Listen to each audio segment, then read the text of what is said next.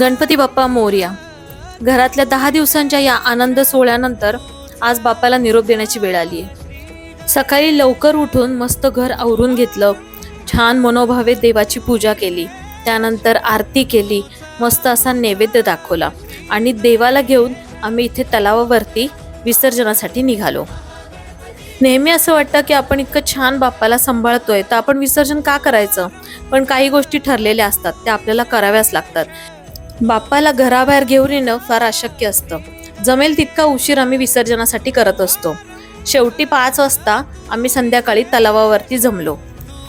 तलावाच्या काठावर बाप्पाचे आगमन होताच ढोल ताशांचे नाद, लेझिमच्या तालावरती जल्लोष सुरू झाला.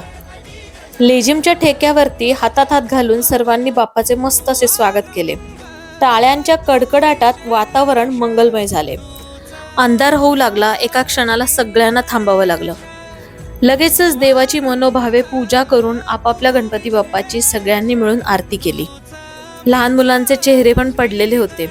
सगळ्यांनी आशीर्वाद घेतला, प्रार्थना केली. मनामध्ये सगळ्यांच्या दुःख होतं, पण काही गोष्टींना पर्याय नसतो.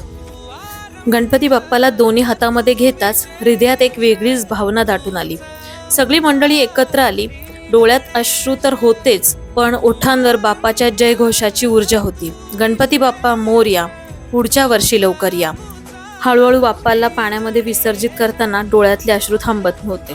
गणपती बाप्पा प्लीज लवकर या, आम्ही तुमची खूप मनापासून वाट बघतोय. तलावाच्या जवळच एक छान असं मोठं देवीचं मंदिर आहे. तिथे सगळ्यांनी दर्शन घेतलं, महाप्रसाद घेतला आणि विसर्जनाचा हा दिवस आमचा अशा पद्धतीने साजरा झाला. व्हिडिओ कसा वाटला हे कळवा. चॅनलला सबस्क्राईब करा, इन्स्टा पेज फॉलो करा. धन्यवाद.